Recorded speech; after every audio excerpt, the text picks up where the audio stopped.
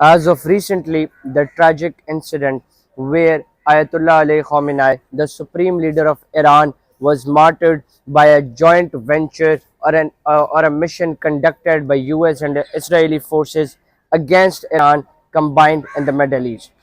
That situation or that mission had long lasting impact as of now and has various consequences, one of which that Iran collectively with the consensus of nation and their significant authorities had decided to blockade the Strait of Hormuz except for three countries, that is China, Russia and Pakistan. Do remember that more than 20% of oil trade or general trade is done to the Strait of Hormuz, so that it and the Persian Gulf, it serves as a significant and important gateway of the trade, more importantly the trade of oil. Austere consequences that the world, particularly Middle East and South Asian region, or even the European countries for what that matter,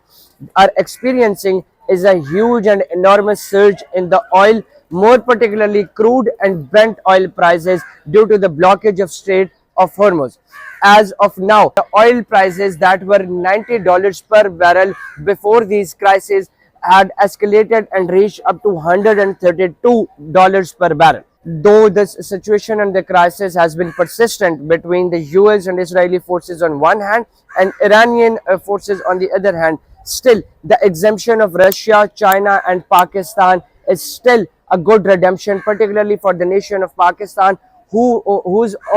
domestic crude oil or Brent oil production is only 80,000 barrels per day, which does not meet even 20% of its daily needs. The average consumption of oil within Pakistani paradigms is around 4,20,000 to 4,80,000 barrels per day. So to meet these consumption needs and these daily needs, Pakistan has to import more than 80% of crude or Brent oil from outside or from the various Gulf countries or European countries in this regard. As of recently, the crisis in the Middle East has been persistent, but at the same time, the low prices of oil is being revived again because the Strait of Hormuz is being relaxed by the Iranian government and authorities, and at the same time, the oil production from other Gulf countries and Venezuela is also being deployed and devolved into the market, which serves as a significant need for a significant amount of countries. So from the start of March 2026, where crisis was at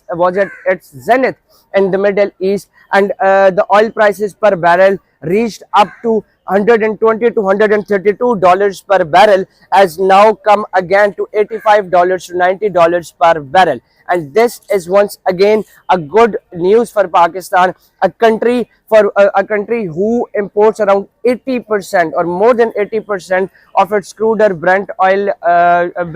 needs from the other countries on the daily basis or on monthly basis. As the crisis started and reached their culmination in the Middle East, the impact came to Pakistan, and the oil prices or the petrol prices more particularly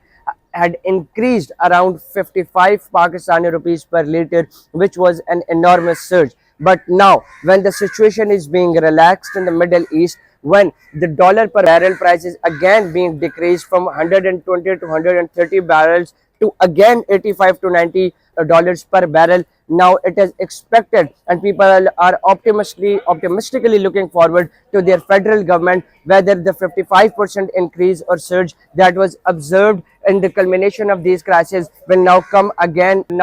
down again, as the dollar per barrel price has already been decreased. The matter of devolution of orders to the local petrol pumps is the prerogative of the Petroleum Development Levy, who increased or who made this surge in the oil prices at the first place. So now, on one hand, the oil prices or local petrol pumps are going to implement or execute this order once the Petroleum Development Levy dispatches the notices or orders regarding this relaxation again, and the Petroleum Development Levy will get their ultimate orders from the federal government of Pakistan, for which people are optimistically looking forward once again.